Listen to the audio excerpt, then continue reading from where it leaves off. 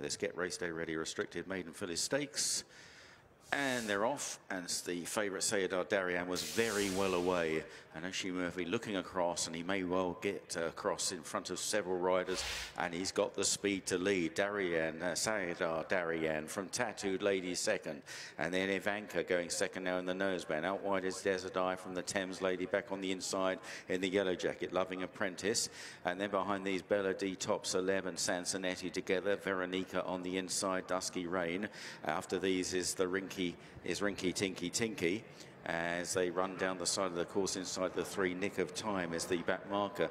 So Saydah Dariyan controlling the race from the front, having got across from an outside draw. Tattooed Lady on the inside then of Ivanka, Desert Eye.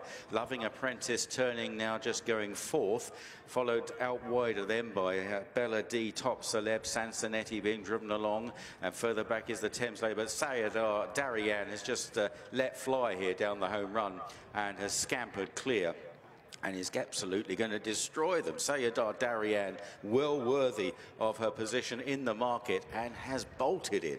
From in second, Loving Apprentice, Ivanka third, and Desert Eye in fourth.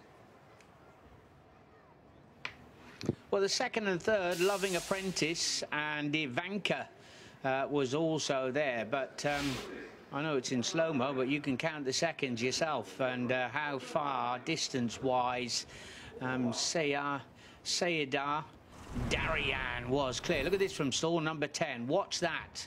Electric.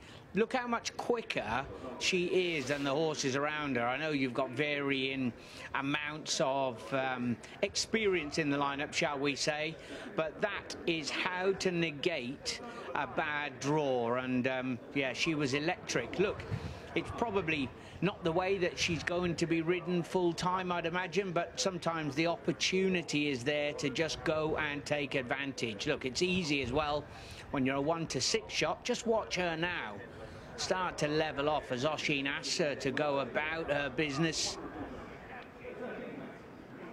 Would like to see her switch out onto this off 4.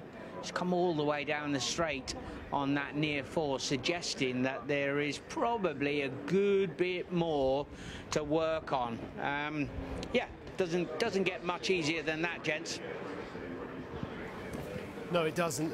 Race 1 at the start, really, wasn't it? It was a smart start, and then able to control the race entirely. Yeah, and there was only one way to ride this filly, and that's exactly how Oisin did it. You know, aggressive out of the gates, but she was a different animal altogether today compared to the last day. You know, she was very much educated. Finlay Marsh did a good job at Windsor on her, simply because if he wouldn't have done, well, this filly wouldn't have showed up today the way she did. You know, she learned a lot there, and she travelled ever so sweetly throughout, but you have to say that she didn't change leads, and horses that are inexperienced in green, they don't change leads going around here because everything happens quite quickly. Just remind us what we mean by that. Not everyone will be familiar with what that means. The leg that leads first going around that bend, so she was leading on that near 4 the whole way around, and she didn't swap over. Leg, yeah, exactly. Stayed on that. I think the Shark gave a great example once upon a time. He said if you carry a supermarket, a plastic bag, in the one hand for so long, you obviously want to swap it over eventually,